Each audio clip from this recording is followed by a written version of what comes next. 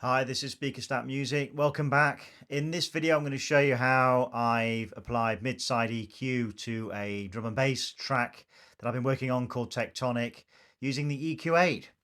So I've highlighted a section of the track that I'm going to show you, and that will kind of illustrate the difference in the sound between applying mid-side EQ and not applying mid-side EQ. And I'm going to show you how I've dropped in an EQ8 and how I've set that up to support mid-side EQing. So just a very quick explanation of what mid-side EQ is. It essentially enables you to EQ the mono and the stereo sound that's coming out of your speakers or your headphones separately. So you can apply different EQ parameters to the mono sound and different EQ parameters to the stereo sound. Because what you've got to imagine is all the sound that's coming out of a track is coming out in either mono or stereo, and your mono information is the central central mono information that's coming out of your speakers. That's the same. It's that kind of core central sound. Your stereo information is the information that's coming out of either speaker, and it's slightly different, and it tends to bounce around a little bit.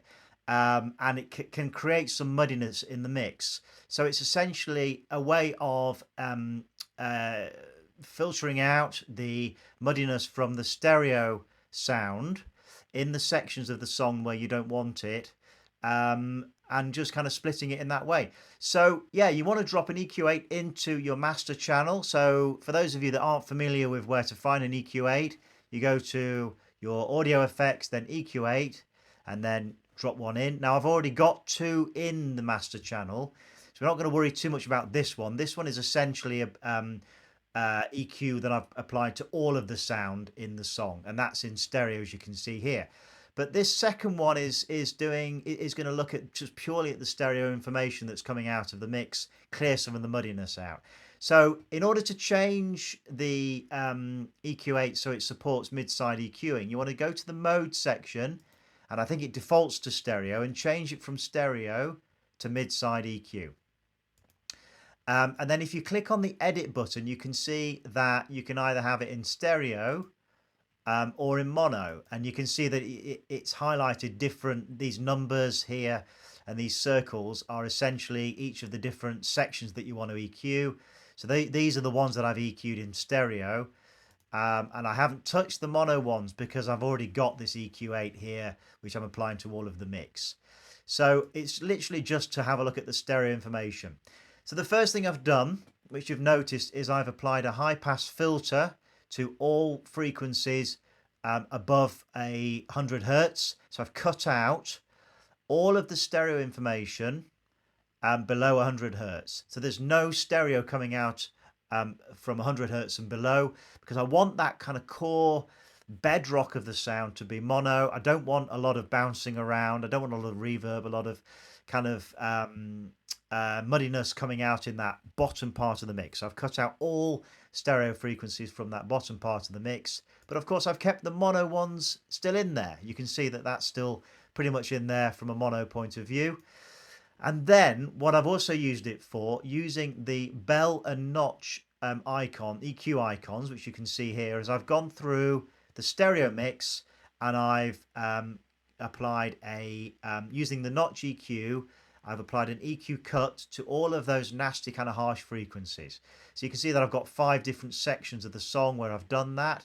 So if you just go to the number 4 EQ here, you can see that if I apply the bell icon, then I can use that to sweep through that section of the song and identify any harsh frequencies. So I'm just going to play you a section of the track. I've picked the loudest section here, which I've got on loop using these parameters, and I'm just going to show you how that's sounding. And you can see that what I've done using the bell icon to sweep through, found the high frequencies, and then using a notch EQ to cut those out.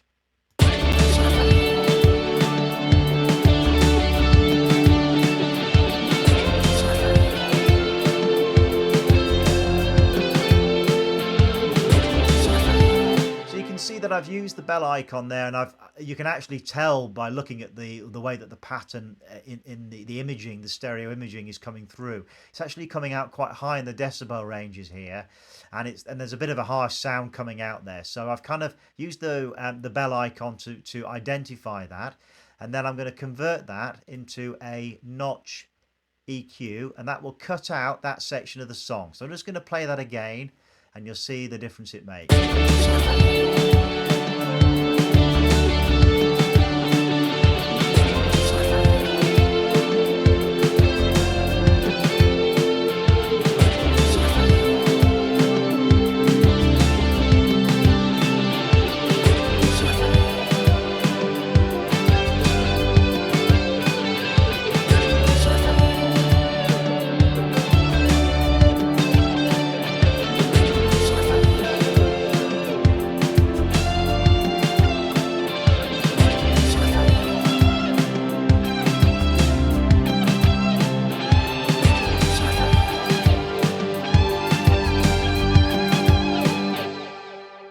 Awesome stuff. So yeah, that's how you apply it, and you can see that I've picked 5 sections here of the stereo frequency sound where I've applied that notch EQ just to cut out some of the harsh frequencies. And you can also use you know, all of these really to go in and apply more notch EQs to the sound if you identify more, but I had 5. That was enough for the sound that I was going for. So I'm just going to play it one last time, and I'm going to flip between having mid-side EQ on and not having mid-side EQ on, and you'll be able to hear that in the sound. It sounds like there's a lot more in the stereo sections of the sound that's coming through. It's busier, there's a lot more noise, it just sounds muddier. So I think this has worked really well for the track that I've done. It's how I've applied it using the EQ8. Hope you found it useful. I'm going to finish off just by playing that section of the song. At the end of the video, there'll also be a link that you can click on if you want to go and actually check out all of the finished track with an awesome sci-fi video.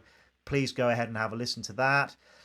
Thanks for watching and for listening. I hope you found it of value. If you did, please like the video. It'd be absolutely fantastic, and consider subscribing to the channel, and I'll hopefully see you in the next video.